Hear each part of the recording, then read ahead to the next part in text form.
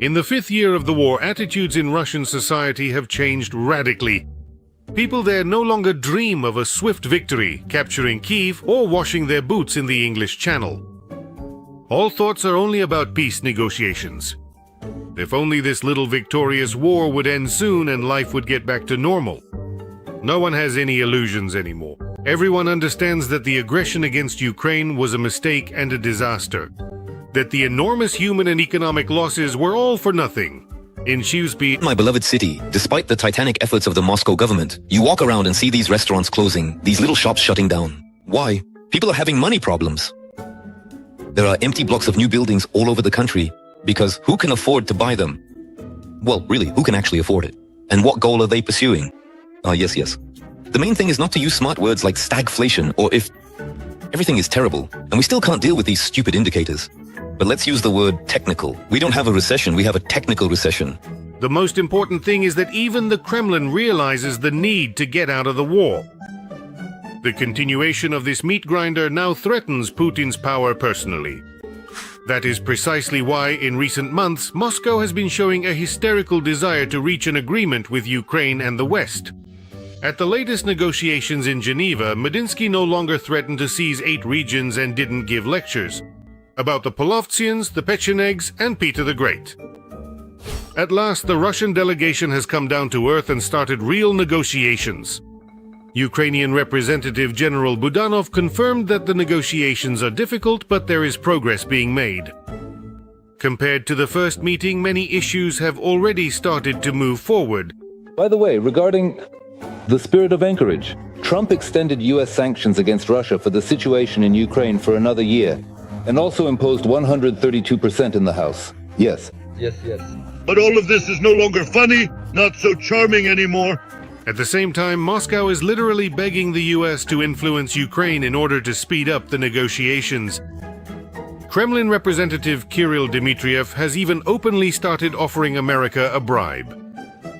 If an agreement can be reached, Russia is ready to give the states access to its resources worth more than $12 trillion. The figure, of course, is fantastical from a world of pink ponies and unicorns, but it's symbolic. In other words, Putin is ready to sell out Russia completely to the bourgeois and capitalists just to end the war on more or less acceptable terms for himself. I look at this with cautious optimism. Everything is moving forward. Did Medinsky give another history lecture? No. I don't have time for everything. This is the so-called historical crap that Putin is constantly discussing with the Americans. We need to end the war. Why is Russia taking such desperate steps? Why did Moscow suddenly agree to real negotiations? Yes, because the window of opportunity for the Kremlin is closing. With each passing month, their negotiating position will get worse. The Russian Reich is coming apart at the seams and is on the verge of a social explosion. Continuing the war could wipe out Russia as early as this, the 26th year. In all likelihood, Russia still possesses a substantial amount of remaining resources, economic, social, socio-political, and probably military as well, especially if you consider the vast pool of individuals who can be mobilized into the army across various sectors of the nation. Already the 26th year should be the last year in which Russia can wage the kind of war it is waging now. There are 3 main factors pushing Putin toward peace: economic, military, and social. Much has been said about the convulsions of the Russian economy, but now clear timelines have emerged for when its funeral is expected. Kremlin analysts prepared a report for the leader in which they claim that Putinomics will finally collapse as early as this summer. News from the Sanctions Are Good For Us section. Clothing, footwear, and accessories retailers have begun to close their stores en masse in Russian shopping malls, in more than 200 of these locations across Russia.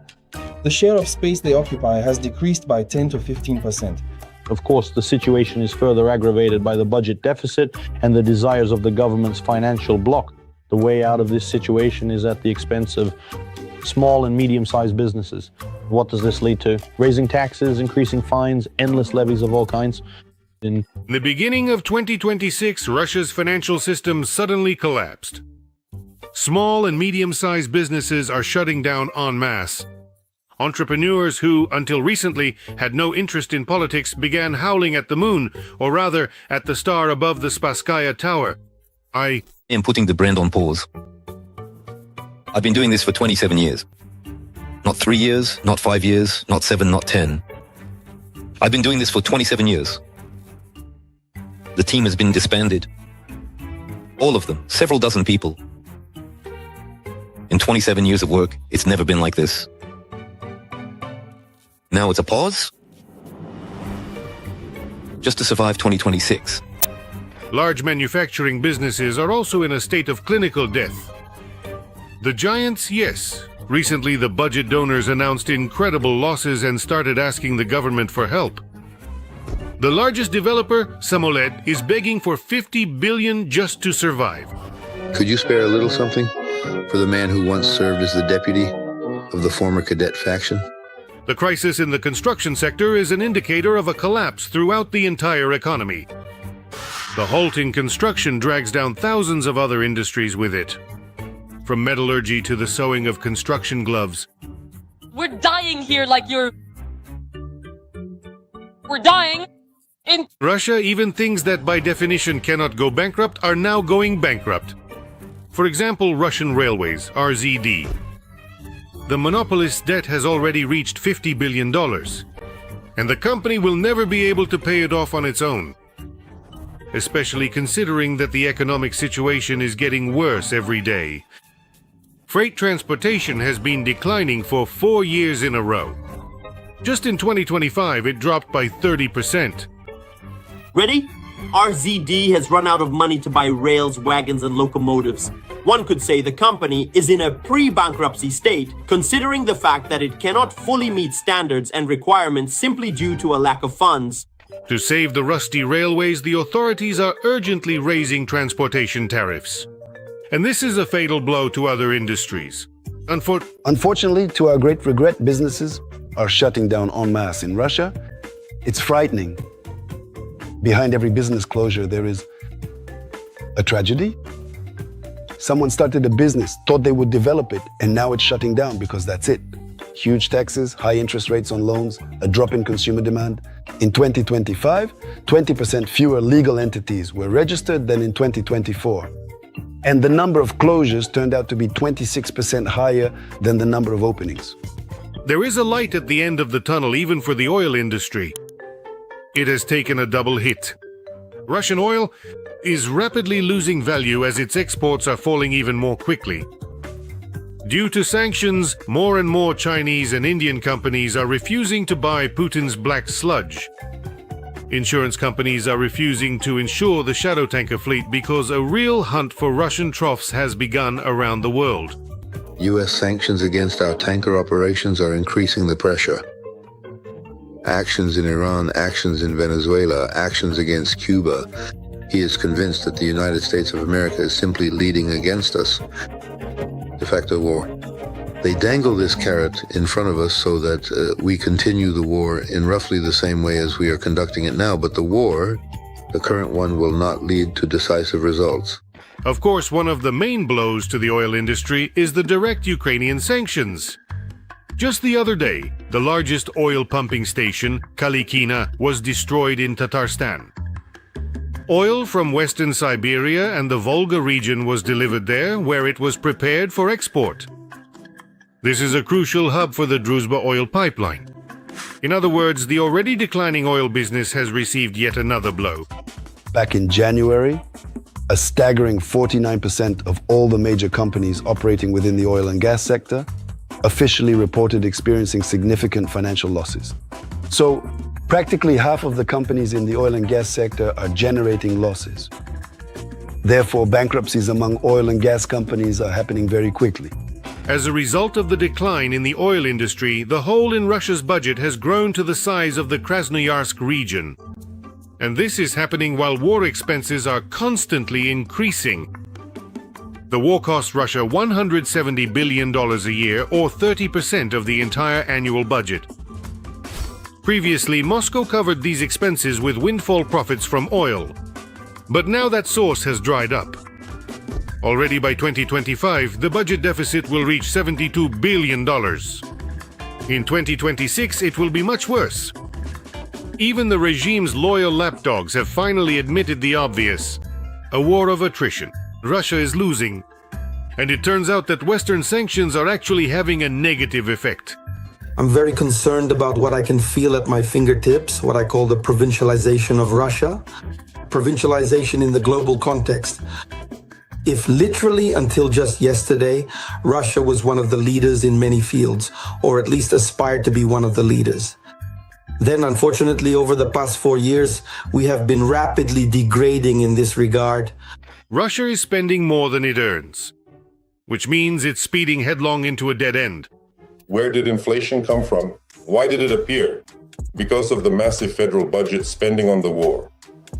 That's exactly why, you remember, this includes arms procurement, huge payments to the military, and payments to contract soldiers just for signing a contract. Then they receive monthly payments and so on. Enormous, enormous sums. We know that military spending has doubled. This is what caused the rise in prices, the cause of inflation. The second factor forcing Putin to enter negotiations is military failure. The Russian offensive has slowed down, and in the south they have even started to move to more advantageous positions. The enemy is trying to cut off the wedge towards Zaporizhzhia on the shore of the former Kakhovka reservoir. Ukrainian forces have launched an offensive along a front about 20 kilometers wide.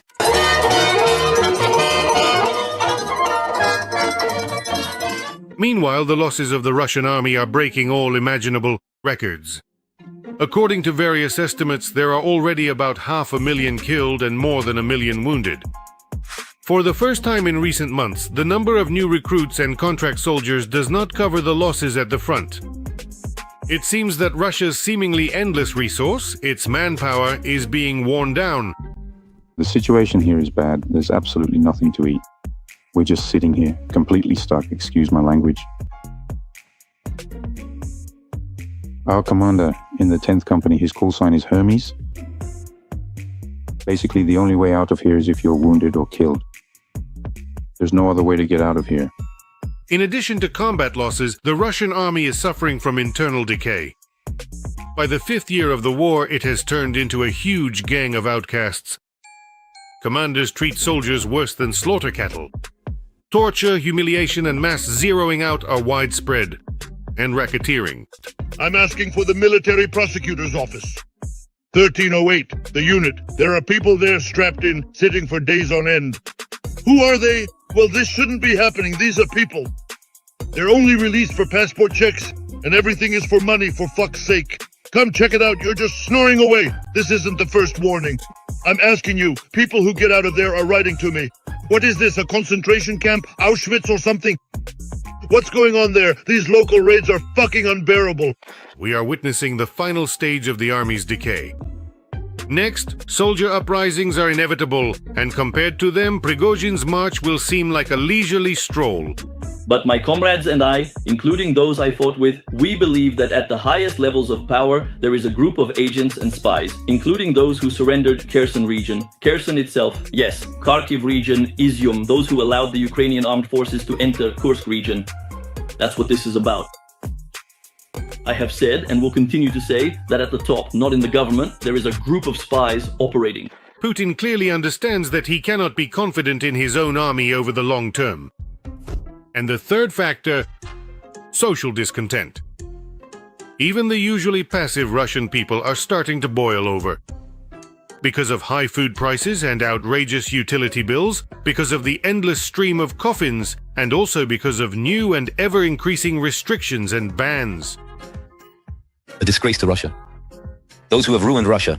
What do you think? I agree. What is Roskomnadzor? A gathering of clowns who themselves should be banned. What is Roskomnadzor? A social explosion in Russia is closer than ever. Society no longer takes pleasure in the war. It no longer craves greatness. It wants cheap cucumbers and access to Telegram. It's obvious that to keep the war going, the screws will have to be tightened even more, and that will inevitably lead to things falling apart. Just fuck! Like, forgive me forever. In 2019, I used to complain about my life. Everything was simple for me. Everything was simple for me. Straightforward, stitched together. No one was dying, no one was dropping dead from COVID, no one was dying in the war. Telegram worked, WhatsApp worked, Telegram worked. Everything was simple. What did I break? I just already... The age of technology, the 21st century. Make money. So many opportunities. Waking up in the morning and reading the news, where it's always banned, restricted, slowed down, or they've introduced something. Every morning there's some new ban. Putin is entering negotiations not because he wants to, but because he has no other choice. For now, he is still trying to bargain for a way to save face, but gradually the Kremlin's demands will shrink, and the aggressor will be forced to accept a just peace. Returning to the just borders of 1991 is indisputable. This is not even a victory, it is a victory of justice. Ukraine's victory is the preservation of our independence, and the victory of justice for the whole world is the return of all our lands.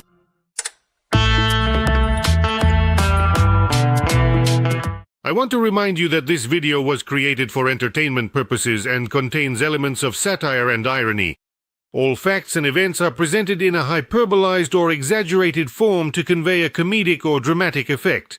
We do not aim to mislead, but simply focus on humor. Please take this with a smile.